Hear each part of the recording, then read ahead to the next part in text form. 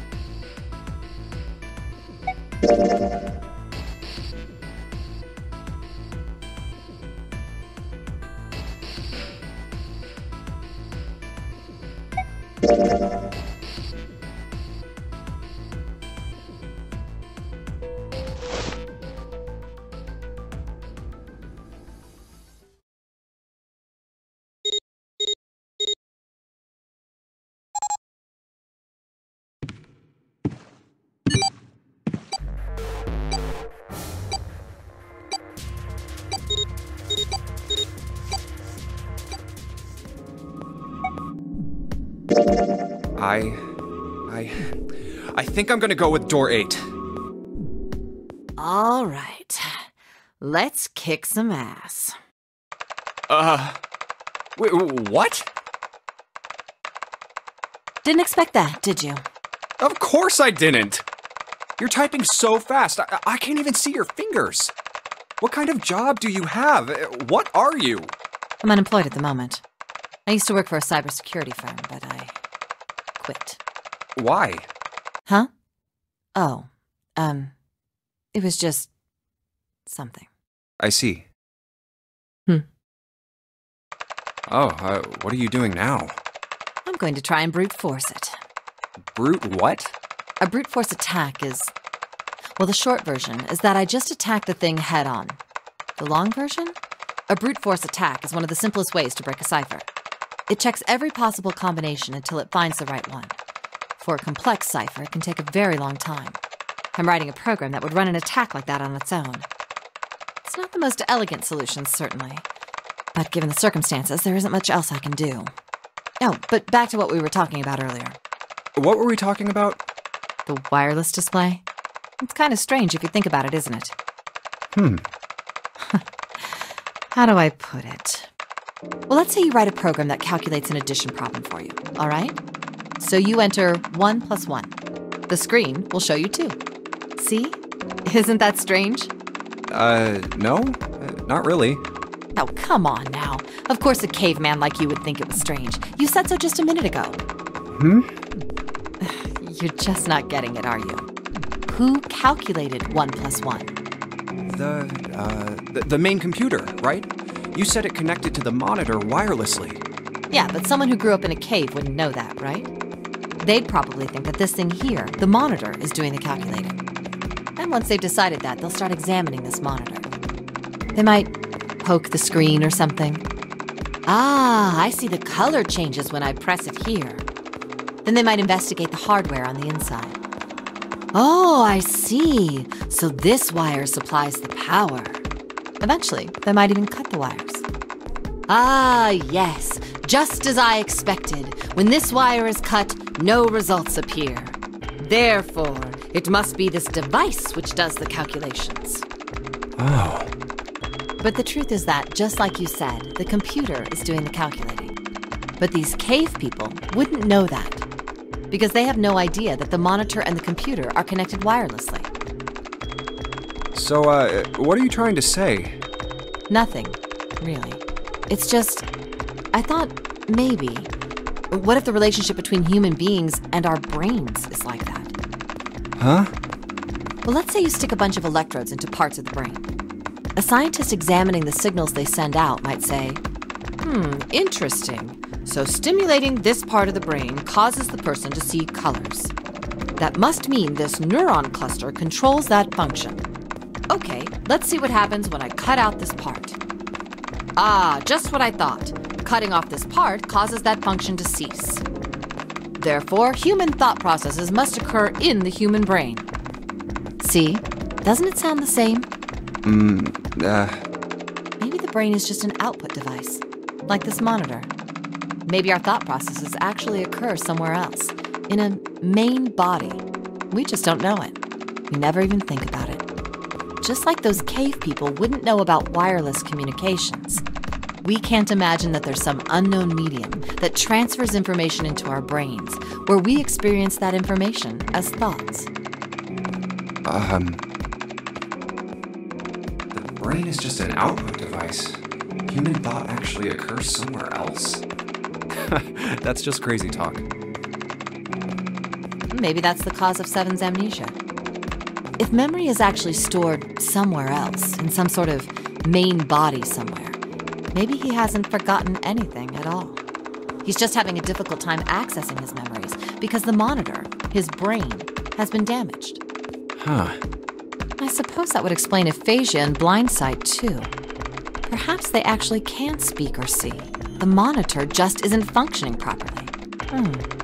I guess people with prosopagnosia could be suffering from the same thing. Wait a minute. What? What? You've never heard of prosopagnosia? No. What is it? Well, put simply, it means a condition where the mind can't distinguish between human faces. In other words, my face would look the same as Clover's or even yours. So they can't remember faces, which is how most people recognize each other. That means that people with prosopagnosia have trouble recognizing even people they're close to. Usually they can make do by associating people with other things. Their voices, their clothes, their hair. Does that mean other people's faces look like blanks? No, I don't think so. Well, you've seen monkeys, like in a zoo, right? To you and me, all the monkey faces look the same. Even though they've obviously got faces, it's almost impossible for a human to distinguish between them. The zoo staff that works with them would learn to identify different monkeys eventually. But you or I couldn't, unless one had a scar or something else to set it apart. Well, that's how people would be to someone with prosopagnosia. Prosopagnosia. Huh. I didn't even know that kind of thing existed. And, what were we talking about? The idea that your brain is just an output device, like a monitor. Are you serious about that stuff? Not really. I was just kidding for about half of it. What about the other half? Well, I guess I was just adulting. Not funny. It's nothing more than a story I made up out of boredom. Don't take it seriously. It was the first thing that came to mind, and I just talked about it to kill time. But looks like I don't need to talk anymore. Why? I don't have to kill time any longer. Oh, then you finished that brute whatever thing? I certainly did. And let's see what we got. Peace. Hey, Junpei, do you have a minute? What's up? I wanted to ask you something. Junpei, you went into door 5 with my brother, right? Did you hear him say, like, anything weird? Huh? Well, let me think. Sorry, Clover. I can't really think of anything. I mean, he did mention that his hearing exceeds that of a regular person, or something like that, but that's about it. Okay. Hey, wait a minute. Look, I don't know if I should ask you things, but if you don't mind, I was hoping you could tell me if, is Snake, was he born... You're talking about his eyes? Yeah. No, he wasn't born blind. When he was a kid, he got in an accident. A really bad car accident. He couldn't see after that. And his arm. His arm? Yeah. My brother's left arm is, it's not like a normal person's arm. It's fake. It's not a real arm. The accident hurt him really bad. To save him, they had to cut off his arm. Oh. Is that all you wanted to ask me? Look, I'm sorry for making you talk about all that painful stuff. It's not that.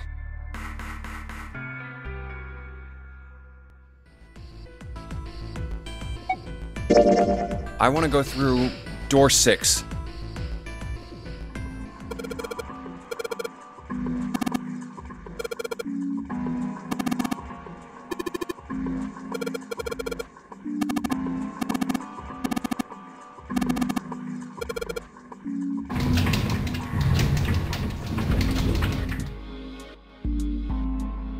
I believe the box has reached the floor. Yeah. June's down over by there. She doesn't seem to be improving. Well, of course not. She's not gonna just get better right away, you know? It'll take time. What could be causing this, I wonder? Illness, perhaps? Nah, it's gotta be exhaustion. She gets dropped into some weird-ass ship, forced to play some messed-up game. If you think about it, it's a lot weirder that we aren't freaking out just like her, you know? So you're saying we're abnormal? Yeah. We're just running around this room, solving all these puzzles like it's just business as usual. How the hell could you call that normal? We're just guinea pigs. A guinea pig? You mean like a lab rat?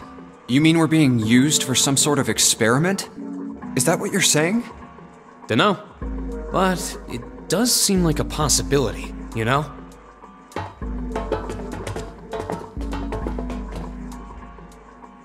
You know, speaking of experiments, there was this experiment some scientists did with rats.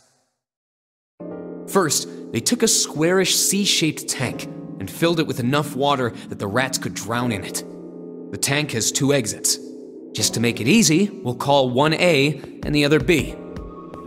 Exit A is pitch black, so dark even a rat can't see anything. But exit B is electrified, which means the rat can't leave through it. So, what would a rat do if it was put in this situation? Which exit would the rat choose? B, of course. The rat has no way of knowing that exit B is electrified. Exactly. The rat goes to exit B. Of course, like I said, it's electrified, which means the rat can't get out that way. So, after a lot of trial and error, the rat finally finds exit A. I can't say that's very interesting or relevant. It's simply the story of a laboratory experiment. You're right. It isn't very interesting. Yet. See, these scientists repeated this experiment over and over, using hundreds of different rats over several generations. This produced some surprising results. With each generation, the rats took less time to find the correct exit. Eventually, a rat was put in the tank who instantly chose exit A without even attempting to go to exit B. But that wasn't the most impressive part. The same experiment was conducted in another laboratory, far from the original one, with the same results. No, on second thought, the results weren't really the same. The rats in this second experiment began the trials with significantly faster times than the first rats in the initial one. These rats weren't related to the others and had never even come in contact with them. And yet, they all easily found their way to exit A as though they already knew. What did it mean? Are you suggesting something like telepathy? They were passing information to one another through some undetectable medium? How the hell would I know? I'm not any kind of scientist. I don't know what made them do that. But I do know that story's true. And if you've got another explanation, I'd sure love to hear it. Come on, let's get going. There's still a lot here we haven't checked out. And we gotta get the hell out of here before June passes out. Hey, wait. There's something I want to ask you. What? Why did they use that tank for the experiment? Huh? Well, I mean, it seems like you could conduct the same experiment without the water. They could have just used a dry box, you know? If they needed to motivate the rats to escape, they could have, I don't know, put some bait by exit B or something. I mean, do they really have to make it so the rats can drown? You know, the word emergency comes from the same root as the word emerge. You ever think about that? Huh? Well, an emergency is something urgent, often something dangerous. And to emerge means to sort of come out, or appear, or rise out of something else. So what's going to emerge in an emergency? Inspiration. Inspiration? Yeah. Think about it. When the chips are down, either you crack or your mind focuses and pulls up what you need. So in an emergency, your real potential emerges. Is that what you're saying? Yeah. That's why the rats had to drown. They had to be in danger. There had to be an emergency for inspiration to emerge. Oh. Go where? Oh, right. I didn't tell you. We got the exit open, so... Great! Let's go!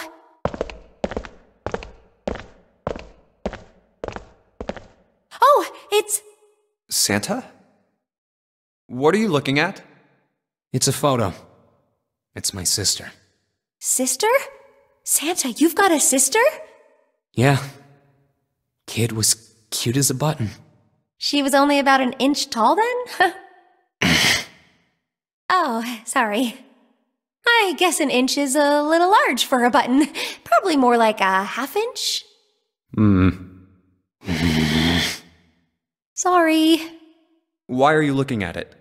I was her Santa Claus. Wait, what? We didn't have parents. They bought it in an accident when we were still kids. So I had to be like her dad. And that meant that I bought her Christmas presents every year. On Christmas Eve, I'd leave the present next to her pillow. And the next morning, she'd come running into my room with this big smile. Look, look, Santa left me a present. He got me that doll I really wanted. I'm so glad he got my letter. She was always so excited. I was the one who told her to write those letters. I'd say, write down something you want and mail it to Santa. The address I gave her was somewhere in Northern Europe that doesn't exist. Anyway, she'd write the letter and stamp it and send it out. And then a few days later, it'd show up back in our mailbox marked address unknown.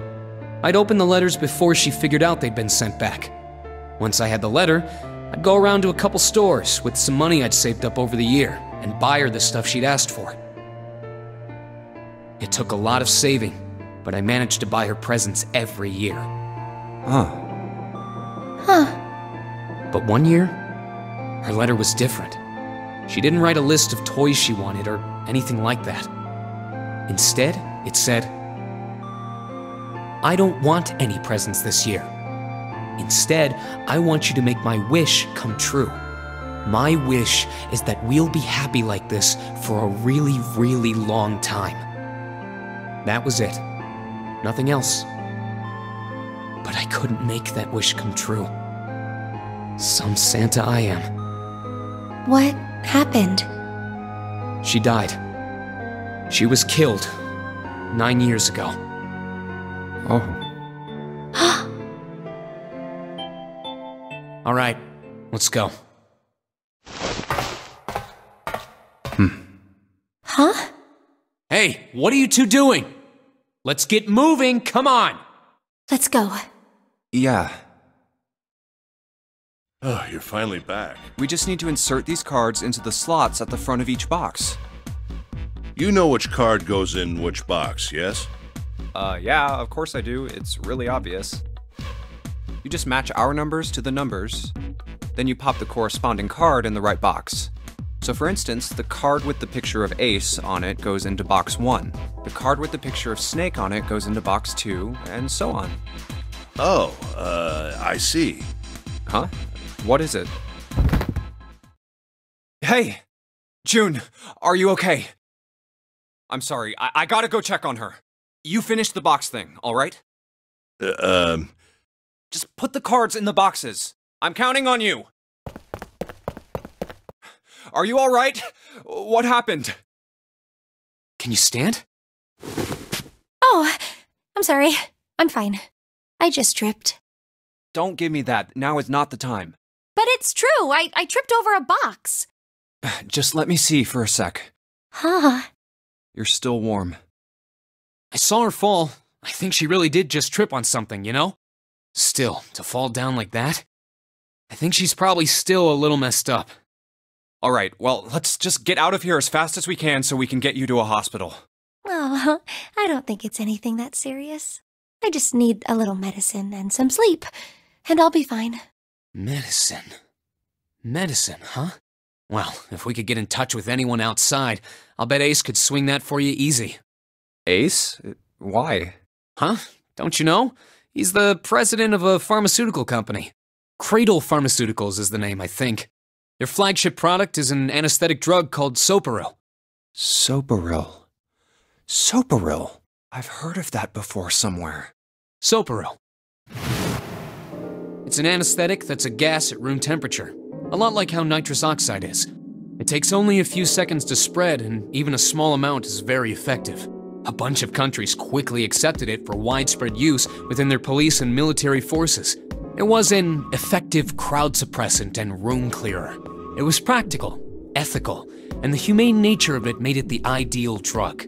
It's been around for about 6 years. They developed it from the extracts of several different roots. It became popular almost as soon as it was made public, with many governments placing large orders. Demand for Soparil skyrocketed, and of course that meant Cradle Pharmaceuticals' stock did too.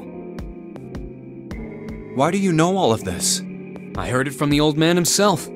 From Ace? When? By the number 4 door at the central stairway, when we were searching the second-class room. Remember how Snake, 7, and you went to door 5? It was back then. I asked him what he did for a living, and he said he ran his own company. After that, we just started talking, and I guess it just came up, you know? Huh. Are you worried about something? No, nothing. What the hell is he doing? June, don't push yourself, all right? Yes. Santa, could you take care of her? I'll go check on Ace. Looks like he's having trouble. Sure. What are you doing? What happened? Nothing. My vision has gotten rather blurry, I think, because of fatigue. I can't see very well at the moment. What can't you see well? These pictures. I don't care to admit it, but I may be developing presbyopia. Growing old is a difficult thing. At any rate, I'll leave the rest to you. I'm feeling awfully tired, so if you don't mind, I'd like to rest for a bit. How could simply looking at cards have tired him out? But if it wasn't, what had made him so uncomfortable? Prosopagnosia. Well, put simply, it means a condition where the mind can't distinguish between human faces. In other words, my face would look the same as Clover's or even yours. So they can't remember faces, which is how most people recognize each other. That means that people with prosopagnosia have trouble recognizing even people they're close to. Maybe he's got prosopagnosia? Huh. Well, he looks depressed enough to have it. Oh well. Time to solve the 9 boxes puzzle.